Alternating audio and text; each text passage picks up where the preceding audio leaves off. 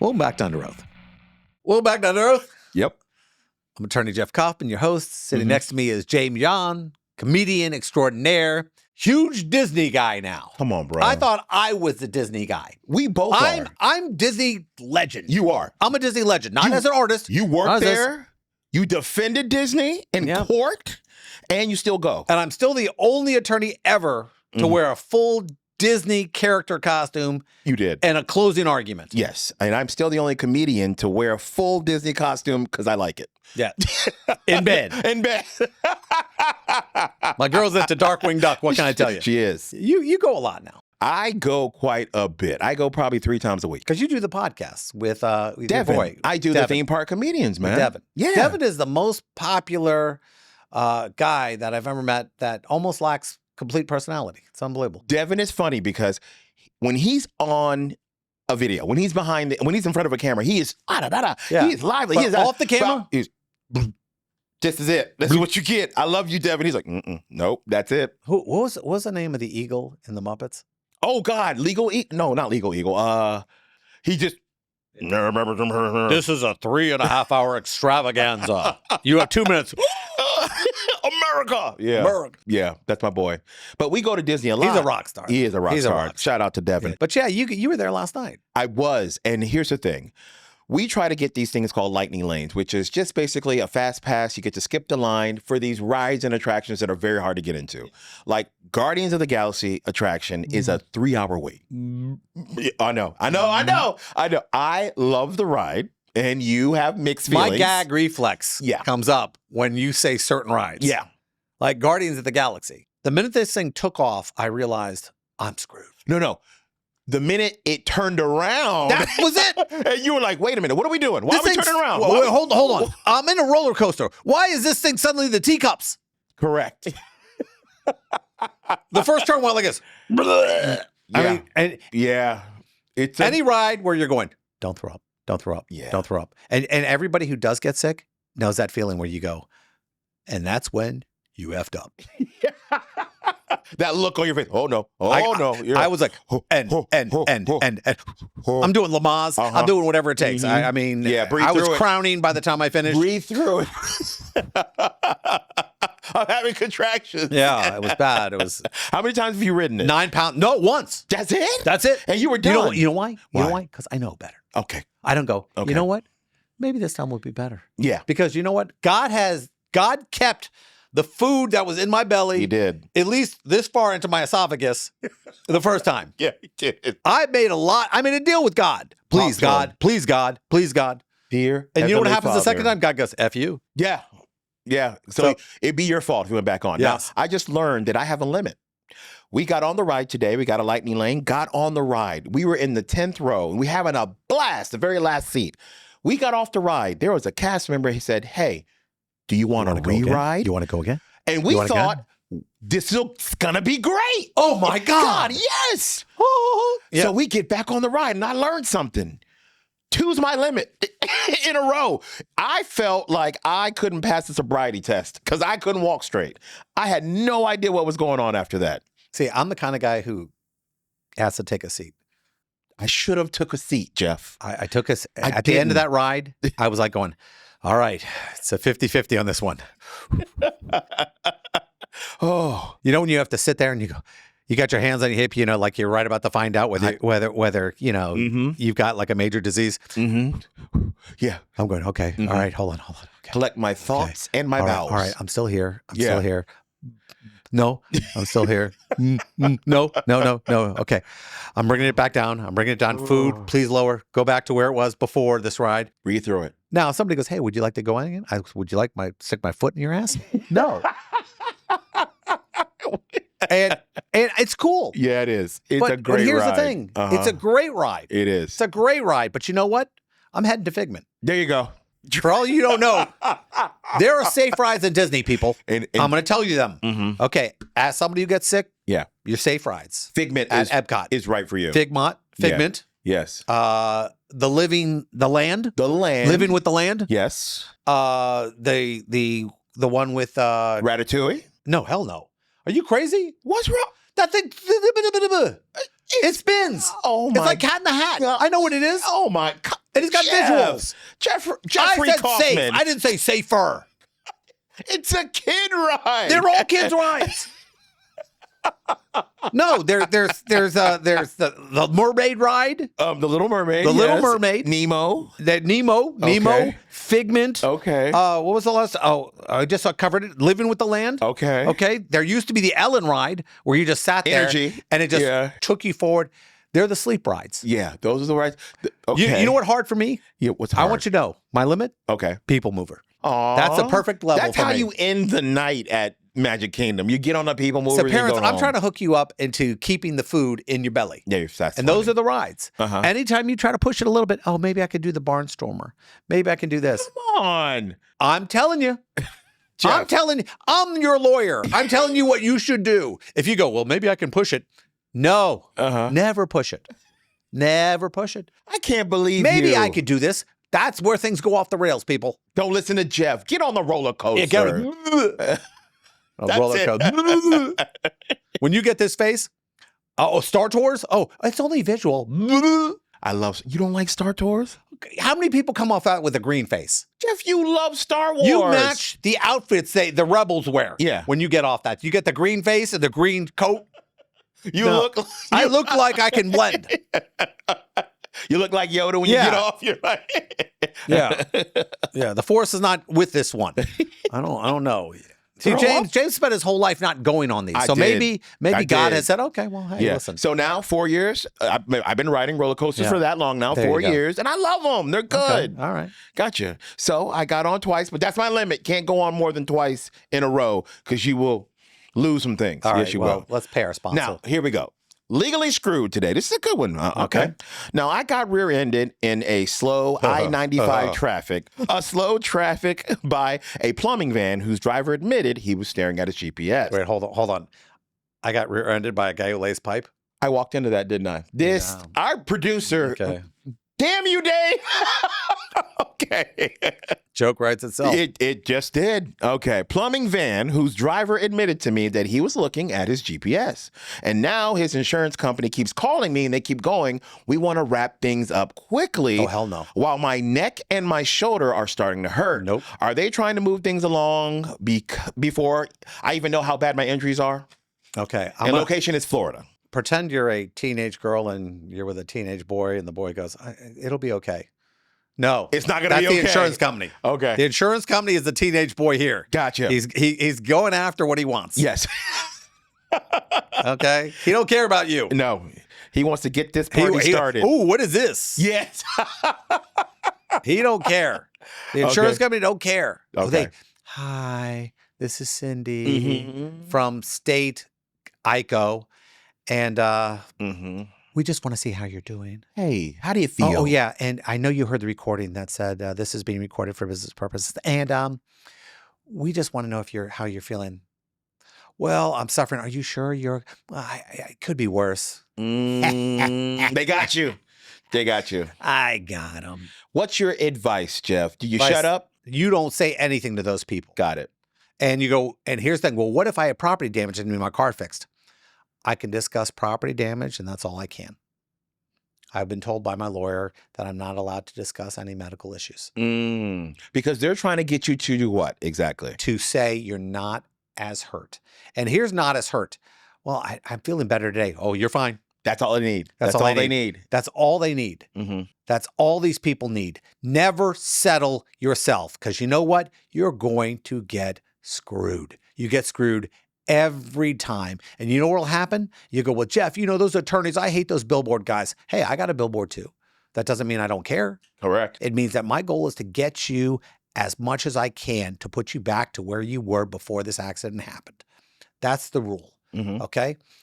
And these insurance companies know when I call them that I have to get paid. They're not guessing. They're not going, oh, well, we'll offer him what they would if he didn't have an attorney. You're going to get 2, 3, 4, 5, 10 times, 50 times more than if you try to do it yourself. Because here's the ultimate scam they do to you. They get you to say things that they can use against you. And it's not the truth. It's like, hey, you look happy in this picture. Well, it was my birthday. Well, you seemed like you weren't hurting at the time. There you go. Because I was smiling in a photo. Yep. the ultimate scumbags these people are. And you think because they go, oh, the billboard guys are the bad guys. Nope. How much money do you think insurance companies throw at politicians every day to change the laws as far as what they're going to be responsible for? How's that insurance going for you lately? Mm-hmm. Did your policies come down? Homeowners insurance is how much now? And they don't even cover for flooding? Nope. Oh, I'm sorry. What does a hurricane do? Floods. Yeah. And now they don't even have to pay for it? Nope. You got scammed. You get scammed every time they go after the attorneys. Do you know what attorneys do? We make your world safer. You know why? Because companies don't screw around when you have lawyers. Correct. Because they don't want to write checks. Mm-hmm. Companies are about profit. And you know what takes away from profit? Having to write checks. So then they put all these rules into place. Hey, you know what, doctors? We're going to make you actually draw a line on the leg you're supposed to cut into because enough of you dumbasses have cut into the wrong leg. Or remove the wrong organ. Oh, hey, guess what? We took out your liver instead of your kidney.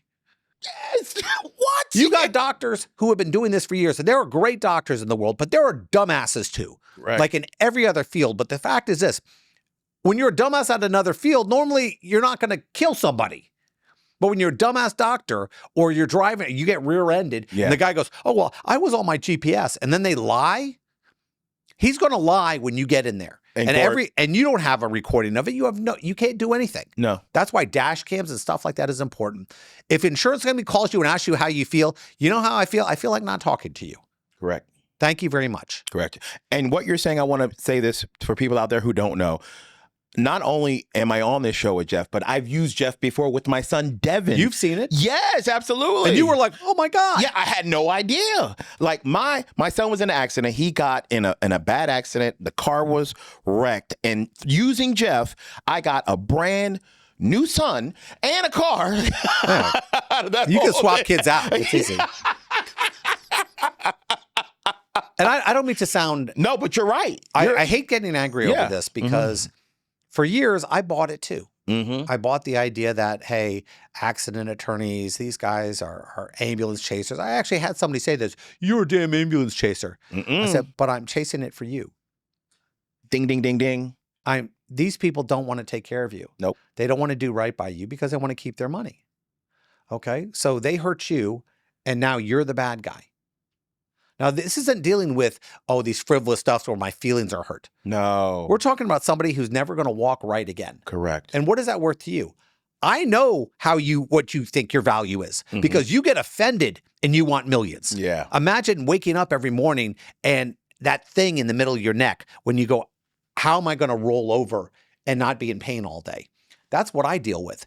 And the insurance companies, they don't care. Nope. No insurance company ever says, hey, Jeff, we're really sorry. I've never been apologized. No. I've never gotten an apology You won't get one. from an insurance company. Nope. Or the person who actually caused the accident, because after they cause the accident, then they feel they're the victims. Correct. So if you hit somebody, let your insurance company handle it. They'll do it all, and they'll figure out how to pay the least amount of money possible. And a lot of times they'll be dependent on two things. Number one, if the person's hurt, which normally they are. And second, how good your lawyer is. Welcome back to Under Oath. I'm your host, Jeff Kaufman. Sitting next to me is my partner, KeiLyn. We've been together almost 3 decades. It has been almost 3 decades, 3 right? decades. Next year, it'll be 30 years. 3 decades. Wow. Next So- October. 30 times 250. It's a lot. And what is that? That's lunches. So 10 would be Yeah. 2,500. Yeah. So 3 7,500 lunches. I'm through with you. I'm done. Okay, that's enough. You know what? I don't That's blame enough. you. That's enough. I don't blame you. 7,500 That lunches. is a lot. That's too much for We any one have person. nothing else to talk about. We are done. God, remember the old days when we were like, we couldn't afford like lunch. We go to the mall for lunch, remember? And the we'd be food court? upset at what place we could go to. We go to the We food go, court. no, that's $6. No, we got to go $4.50. We go to the food court. $4.50. Those are the days where, you were like, it was different days. But, all right. What? Talking about divorce. Oh, gosh. Guy in Pennsylvania. Him and his wife are, having the divorce talk. And Pennsylvania people are weird. Yeah, he loses his mind. He gets an excavator. An And- excavator. What's an excavator? Those are things that dig stuff. Like the tractor? Like, yeah. like the big Yeah, it's claws. got the big claw, and they use it to. Yeah, he rents one of these things or gets one Yeah. and decides to take it out on the house. His own house. Yeah. So if he couldn't, We ain't living here. Nobody's living here. If I can't have the whole house, nobody can have it. That's Was he about to lose the house? Is that what was going on? I think he was thinking to himself, well, I'm going to wind up giving up half. So he's just going to divide the house in half. Maybe. The problem was his wife and kid was still in the house. Oh, he know? Did he know they were still in the house? I don't know if he knew they were still in the house, didn't he? The charges are if there's charges, he knew they were causing in the a house. catastrophe. I didn't know that was actually a charge. Maybe that's a Pennsylvania charge. Yeah. That sounds like a weird It's like committing mayhem. Reckless endangerment, which we get, and disorderly conduct. But causing a catastrophe. Yeah. We could say I do that every day. What did Jeff Toye cause? Well, you don't destroy property. No. You cause catastrophes in other ways. Yeah, I guess that would be considered criminal mischief, felony criminal mischief, maybe. If it's your property, can they really charge you? Like, why can't I destroy my own property if I want to? I'm sure there are some permitting issues. I'm sure that plays out the way it does. I mean, so the HOA probably object. You think the HOA came out and said, no, you're not allowed to? How crazy do you have to be? Oh, God. Is that the photo of the? Yeah. Oh, see, he didn't get very far. Well, he got stopped. He got the porch. So what? He got the roof. He got the front of the house. A little bit of the roof. You can fix that right up. Yeah. Sir Pro will be out there. Sir Pro will be out there in 2 days and fix that up. Contractor, what, $12? No. That's got to be at least probably about $8,000. Yeah, because you got to reframe the house. Do you? It's just the porch. He took out the roof. No, look at the roof. It's the portion of the roof that hung over the porch. Okay. Do you think they just go, we'll just fix this part? Yeah. No. Yeah, I do. No, come on. Have you ever got some guy at your house? I had a hole in the roof and they want to charge me $14,000. This is a catastrophe. That's the actual charge. All right. So if you're representing this guy, what's your take? Oh, I think he has mental issues. You go not guilty by reason of insanity? I don't think he could appreciate his conduct. He couldn't formulate the requisite intent? Yes. I didn't know. So how would he know that the kid? And besides, so what if the kids were in there? So come on. If I'm representing, I'm like, yeah, I knew the kids were in there, but I also knew as soon as they heard the first pass with that claw, they would all go running out. And I wasn't over their bedroom. I wasn't over any of the common area. I was hitting the porch, and I could see that nobody was in the porch. So no, I wasn't endangering anybody. Get out of here with that nonsense. Okay. And it's my property. You can't stop me from destroying my own property. Reckless endangerment. To who? Who was endangered? The kid. The kid wasn't in any danger. I don't he was know. Way on the other side of the house. Kid was in the window going, and he Daddy. heard me. I told him I was going to do it. I told him to get out. What are you doing, Daddy? This is my house. I told him to get out. I was on my way. Get out of the house. Okay. We'll see how that works out for you. Hopefully. What do you want me to do? Just go and say, I have a feeling this might not have been his first. This is a guy who does not make good decisions. Well, he's got a nice house. Obviously, he makes good enough decisions to afford a nice house. Yeah. Look at it. He's got nice land, like this. He just had a marriage that went to crap on him. There's gonna be a rule in Pennsylvania now. Oh, you're renting a what do you call it? Excavator. Excavator. You're renting it. Well, okay. What is the purpose, sir? I would like to take down my house. Have you ever used one of these before? No. Absolutely, to take down my last house. You need a sign here that you promise not to destroy your own house.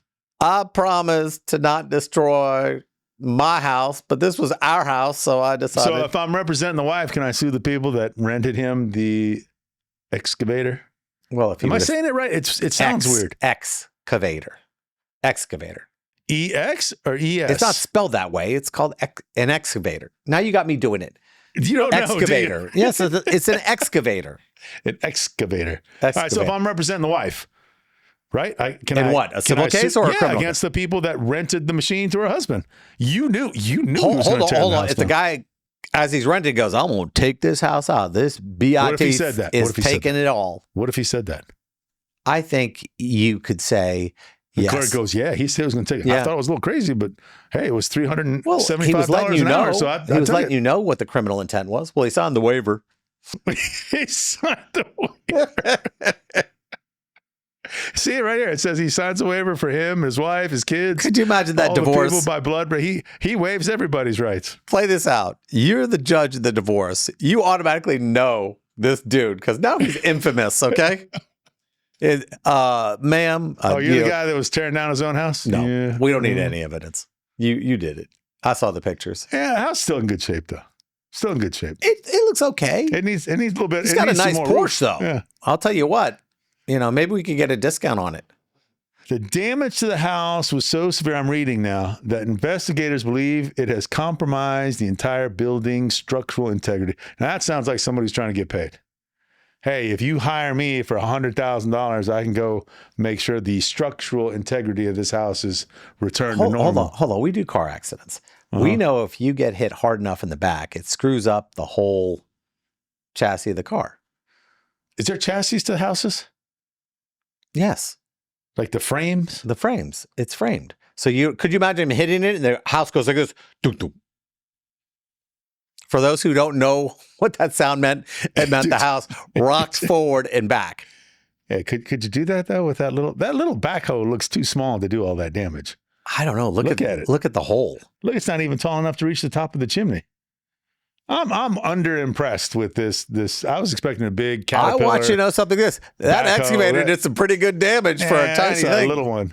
Yeah, but look at the damage. Look, he took out the attic. He took out part of the second floor. He killed the roof. Just the roof over the porch. It's not that big of a deal. Now I'm looking at this man's picture, and I don't want to judge, but I promise you this ain't the first crazy thing he's done. What are you talking about? Come on, the dude's got crazy face. I have crazy face. You know what crazy face looks like? We've seen it. When we did criminal defense, that came in, you go, oh, you did it. No. Come on. You've seen that face. That's a DUI face. There's a mugshot. There's got to be. Now, I'm not talking about his character. I'm just taking the look of this dude's face lets me know he's been in court a couple times. Yeah, I don't know about that. I love how they have 10 cars out there now in front and a house that they think is going to fall. What are they going to do? Why do they need that many cars? I have no idea. Should you have a special license to rent a backhoe? What'd you say? Should you have a special license to rent a backhoe? A backhoe? Yeah, that's what that is. Is that what it's called? A backhoe? Yeah, a backhoe. Okay. I would prefer to call it an excavator from now on. Am I offended some ladies of the night? Am I offending ladies of the night? Wait, God, you know he's old. Ladies of the night. Yes. Those dames, you can't trust them. Those dames you can't trust them. Those broads. You're old when you say things like broads and ladies of the night and things like that. And the people who would be offended nowadays don't even know what it means. That sounded offensive. Wait a minute. I'm gonna look that up so that I can be offended. I ChatGPT'd that, and that wasn't polite. Yes, drunk husband. Did they do an interview with the guy? Is he talking at all? It says drunk husband though. Well, how drunk do you have to be? Well, hold on a second. Hold on. You got to go rent the thing, right? That's an hour process. Then you got to get the thing to the house. Maybe he was drinking the whole time. Yeah. Is it a crime? Hold on, wait a second. It's a vehicle. I'm surprised they didn't hit him with a DUI. It is a vehicle, technically, isn't it? If you get one in a golf cart, you could get one on an excavator. No, he probably not because he wasn't operating it. Operating heavy equipment while drinking? That might be a different crime, but I don't think it's DUI. Why because not? You have to be operating on the roadways. No, you don't. No? No. You sure? People get arrested at burning on golf carts on the club all the time. Private property doesn't. DUI does not permit. If I'm doing donuts in my front yard, drunk as hell, I don't go. I'm on my own property. Come on. You just have to be in control of the vehicle and the city and state you're in. Though? Yes.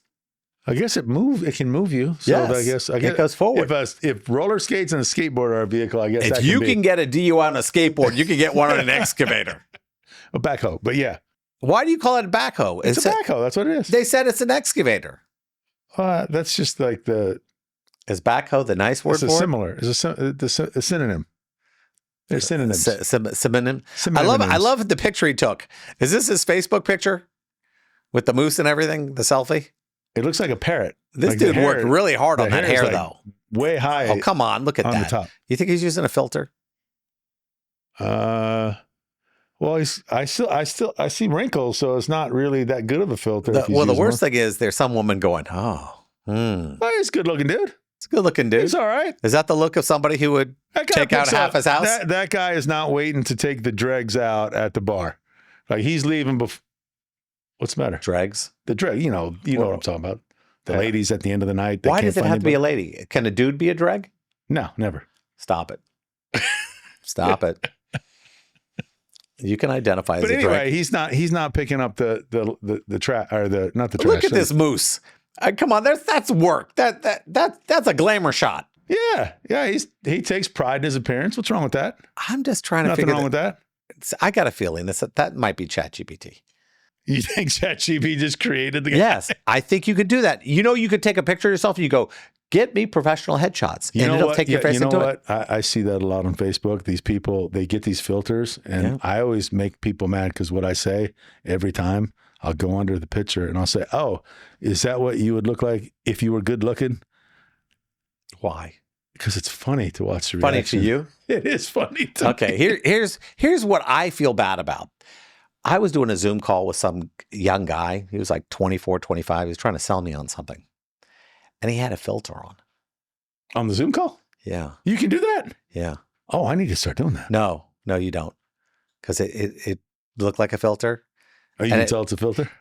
Well, did it do the anime filter? Have you ever taken a selfie with a couple women who have the filter on? Oh, yeah. And it looks like you're wearing makeup. You look like you have eyeshadow. That's what this dude had going on. My daughter does that to me all the time. She gets me in the Snapchat. And so the we weird both, one? Yeah, we both have With the googly eyes or whatever? Yeah. She does that to me all the time. This dude had the woman filter on. And he was trying to have this serious conversation with me. And I didn't want to call him out. I didn't want to say, oh, come on, man. What's going on? It's distracting, right? Yeah. I remember one time it made his we got lashes look approached long. by a reporter at our other firm, and the guy came up, and it was hard for me to concentrate on his questions because the guy HD makeup had so much makeup on his face that I couldn't, like, it was distracting. It's HD makeup. It's for high definition cameras because people look like crap. It looked like cake. Yes. It's to smooth everything out. Yeah, I guess so. And it looks weird. In person, it looks great on TV, but in person, it looks like the guy's wearing mud. Yeah, but it's the way it is. Yeah. You're not changing the world. But the filter selling me, I was like going, what are you selling me? I'm selling you me. It wasn't working. Well, with all the nonsense in the world. I still want to represent that lady against that backhoe company. For property damages? Yeah. Or intentional infliction of emotional distress? All of them. All of it. All of it. Is that a Kaufman-Lynn case? Probably not. Okay. So on that note, do not call 407-500-JEFF. Welcome back to Under Oath. Today we have actor KeiLyn Durrel Jones. KeiLyn, how you doing? I'm doing well, man. Thank you for having me. Okay. I got to tell you, you look a lot younger than you did in Michael. I'm looking at you right now. I'm going, God, how old is he? Because in the movie, you just looked like a dude who had gone through a lot. Sure. Yeah. Thank you. I received that. It's funny because the youngest that we meet, Bill, is older than I am now by a good chunk, 5 or 6 years at least. Yeah. I mean, I can't even imagine that. I watched. When I was preparing for this interview, I'm going back to the movie and I'm trying to pull everything that I saw in this movie because this movie was it was a tough movie. It was good, but you watch Michael suffer. You watch him try to discover who he is, and it's tough enough to play Michael. Now, your character is real. I mean, Billy was a real dude. Yeah. I mean, I don't even know how you prepare for that. Do you even want to talk to him? Sure. Well, unfortunately, I couldn't speak to him. He died back in 2005. Again, I just want to say, as far as the agedness, just a testament to the hair and makeup crew, Bill Corso and Cale Thomas. They really took care of me. Yeah, he was a very special figure, someone who I didn't know much about before starting this project, but I learned a lot about him since then. He's a former LAPD officer who moonlighted as a security guard for some of the Motown artists, and then Barry introduced him to Joe, who then in turn introduced him to Michael Jackson, the Jackson 5 and thusly Michael. And I think he just saw in Michael someone that needed, yeah, sure, a very talented, Yeah. young man, and they were global superstars, singing and dancing and whatever else, but someone who just needed some love and protection, a safe haven. And I think he tried to provide that. And I just wanted to capture that rapport. In the movie, and I'm not going to spoil anything, your character is, in a way, a combination between a friend and a surrogate father. And, I can't imagine, having to navigate that for Billy originally. Father hires him, Yeah. but he actually winds up, working primarily for Michael. I mean, it's just so frustrating when you see something like that. And I'm trying to think to myself, how do you get into that? Is it just the pages on the script that get you there? Or do you even try to talk to somebody who knew him? Yeah, it was a little bit of both. John Logan wrote a beautiful script, and a lot of it was there in the script. And of course, with Antoine's direction and speaking with, I don't think Jafar or Prince Jackson knew Bill Bray, but they had heard stories of him. And along the way, I did meet people who knew these two men and knew their rapport, whether it be, there was a lovely groundskeeper at the Havenhurst estate, some hair and makeup people along the way that were on the film, but sometimes people would come visit or whatever. And also for myself personally, I'm not a father myself, but I've been an uncle for a long time, Right. and I'm in a fraternity, so I have older and younger fraternity Right. brothers. My dad was a Yeah. single dad, and I had uncles and older brothers and frat brothers and cousins and things like this. So it's an energy that I'm very familiar with. I've been a party to on both ends, the giving and receiving of that kind of love and tutelage and protection. So luckily for myself and for the film writ large, it's something that I was familiar with, and I really just tried to hone in and tap into that energy. Jafar made it easy. He's very easy to love. He's a sweet, sweet guy, a great scene partner as far as the acting goes, and super talented. I'm just inspired by what he did and what he brought to the table for sure. Now, it ends at a period of time in his life. Yeah. I don't know if you can even tell me based on NDAs and stuff like that. I don't know. I mean, did they say, hey, listen, we might need you for the second movie if we do a second movie? If the second movie is a thing that happens, I'm keeping my fingers crossed as far as being a Yeah. part of it. I think it would be difficult to tell any more of the story without Bill Bray, but Right. I'm sure their filmmaking is one of these things that they can do whatever they need to do. But I look forward to being a part of it if it comes to fruition for sure. I'm keeping my fingers crossed, and time will tell. Now, you mentioned something that cuts me up a little bit. You mentioned being in a fraternity, being part of the Greek system. Now, I sponsor a football team. I'm a lawyer. I've been Okay. semi-successful. I do stand up. I travel around the country. Every once in a while, I bump into a fraternity brother I haven't seen in 30, 40 years. Well, Sure. we do a big sponsorship. So I had some brothers at a game of mine, and I didn't know they were there. And I suddenly got a text, hey, man, what the hell? And I go see these guys, and they're like, oh, I can't. You're everywhere around here. Now, for you have a lot of brothers. Oh my God, one of our brothers is in the Michael Jackson movie. I mean, how cool was that for you? It's been really good. Well, my chapter and the local brothers that know me really well in Maryland, my district, in my area, they've all been very supportive since my early theater days, just doing college plays. They've all been really supportive. And anytime, because I've been grinding away, chipping at this for 20-ish years, so anytime I'm in a play or a small part in a TV show or a movie, they're very supportive. But being that I'm in a project of this scale, of this caliber, they've been very, very supportive and very really supportive. I don't know how else to say it. They've been really champions. One of them is also a stand-up comedian, and he has his own radio show. And I went on there and did some interviews with him. It's been a ride for sure. I can't thank those guys enough. I mean, this is a pretty cool tentpole moment as far as things like that. How do you go, okay, for 20 years, I've been killing myself. I got this great role now. You got to be like around your agent's necks going, we got to do something with this. We got to get going. I'm not going to wait another 20 years for another part like this. Sure.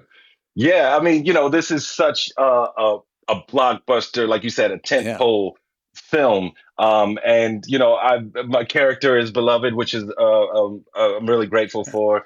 And so, yeah, presumably this will open some doors. I look forward to whatever comes next. Everybody's still grinding, but also I'm just reminding myself to ride the wave and celebrate the wins, in the present moment and things like this. So I'm excited to chip away. There's a lot of filmmakers I'd love to work with, your Michael Manns and your Tarantinos and Taylor Sheridans and whomever else. And a lot of filmmakers, a lot of people say that you should network laterally. So I've done some indie films of late that we're trying to get funding for. So I just do it for the love of the game. Obviously, I want to succeed and do well and work at a high level. And I'm just going to keep chipping away. And presumably this will move the needle and open some doors for sure. Now, 20 years. Every day you get up, every audition you go to. I talk to people what drives them. Some people say God, some people say exercise. What do you pull from when you're going, okay, tomorrow's another day? It's a very vagabond existence being an actor. It is. And Yeah, you're going, how do I pay my bills this week? What's the electric bill's got to get paid? What gets you up where you're going, okay, another day I'm fighting for this? Is it just a great love, or is it more of I'm going to keep myself motivated no matter what? I think motivation only gets you so far. I think discipline is the key.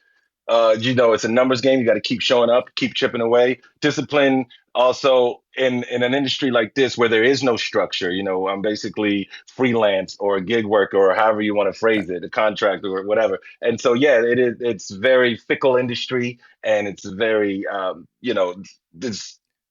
there's no telling, there's no formula to this thing. And so I just wake up every day. I try to give a self-imposed structure. I try to eat healthily, like you said, work out. I read a lot. But to your point, also, it's a passion. It's all I've ever wanted to do. I love acting. I love art. I love filmmaking. I love storytelling. I love reading movies. I love making movies. I love watching movies. I go to the movie. I got the AMC pass kind of thing. So I go to the movies 2 and 3 and 4 times a week.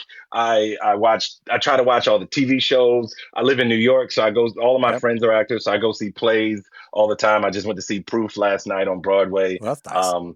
And also, my family and my support system, they don't understand my life, but they understand my successes and they understand the grind and the hustle. So they're very supportive, and I'm grateful and blessed for that, for sure. But I think it's between just the raw passion of loving what I do, because I do love what I do and I love to consume when other people do what I do, and the self-imposed discipline and structure. Very rarely does a character that you perform is so dependent on another character. Yeah. I mean, you are basically in this movie, you're responsible for Michael. And when you read the script and you see what the words on the page say and what he's gone through, your ability to empathize with who Michael is. I mean, I know it's called acting, but how tough was it for you God, this guy had it tough? King David had Jonathan, Hamlet had Horatio, in Game of Thrones, everyone, as much as the throne, everyone was vying to be the right hand, so I think I say all that to say everyone needs a Bill Bray or a Bill Bray type of character. To your point, to your question, yeah, this guy went through a lot. It didn't hurt that I was a fan of Michael Jackson. I'm a fan of, and I think that this movie gave us a peek behind the veil into the humanity of the man off stage. And Jafar made it easy, like as a man, he made it easy to himself easy to love, but also as a scene partner, really capturing the essence of his uncle, whether it be those big concert spectacle scenes or just like the more intimate scenes as well. So yeah, everybody needs a Bill Bray. Everybody needs someone to just see them for who they are and love them despite it all. And I truly believe that in my life, and I'm honored and blessed to be able to fairly successfully play a character who lives by that as well. One of the things Michael Jackson did in his career was he paid attention to the people who were creating around him. Now that you've had the opportunity to work on this big movie, how much did you take advantage of that? Some people just camp out in their trailer. Some people do this. How much did you say, I'm going to take all this in because this might not happen again? Every single day. I got to know everybody on set, whether it be the lighting team, the hair and makeup team, the VFX guys were my crew, but not to mention some of these people, including Miles, who's younger than I am, but far more successful than I am heretofore. People that I've been watching since I was a kid. Nia Long and Lorenz Tate, people that I've been watching, literally fans of since I was a kid. So I was fraternizing and hanging out and talking to people and asking questions and just getting to know people every minute that I could, every minute of every day. And people would show up who weren't involved in the movie. That was always really cool, like different people who knew Michael or knew Antoine or whomever. And so I just tried to soak it all up. But also that's being, I was the youngest of all of my brothers. I was the youngest of all of my cousins. I was always the youngest, and I've just been a sponge. And I like people, and I like to ask questions. And I always say, if you're not learning, you're losing. And so, to your point, to be doing what I love to do, but at this high a scale, I'd have been a fool to be in my trailer all day. You know what I mean? So I was in the mix all day, every day, just soaking it all in. I mean, I can't even imagine this opportunity. It's just frightening. And when you're on a set for months at a time, that week you were off the set, were you like going, God, I want to be back. I want to be, it's cool to be home, but I miss this. Yeah. I mean, I feel that way about filmmaking writ large, but especially this. And, whatever the circumstances were, irrelevant. When we had to do reshoots, I was grateful just to your point, just to be able to be around these people again, doing the thing. You know what I mean? Well, we got about a minute left. I got to talk to a stage actor yesterday who got 2 Tonys, and anybody who's worked in theater and now has worked in movies, I asked the question, Tony or Oscar? For my part, I'd say Oscar. I mean, it would be my lifelong honor to receive either, but for me, it would be Oscar. I love theater. I'll always do it. I'm a theater actor in my heart, but TV and film has always been the goal. Like I said, I've loved movies and filmmaking since I can remember, literally since I was 3 years old. So I'd have to go with Oscar. I can't tell you how I loved it. I loved you in the movie. I wish Thank you you, a sir. ridiculous amount of success, and Thank get on you. your agents and make sure they take care of you. That's all I got to say. Yes, sir. Will do. I appreciate you, Jeff. Take Thank care. you. Well, that wraps up today's show. I'm attorney Jeff Kaufman. Thanks for joining us. Special thanks to my 2 co-hosts, my good friend, professional comedian James John, and my law partner, Craig Lind. This show is sponsored by Kaufman Lind. If you or someone you know has been in an accident, contact us at 407-500-JEFF or 407-500-5333 for a free consultation, or visit us at whenyouneedus.com.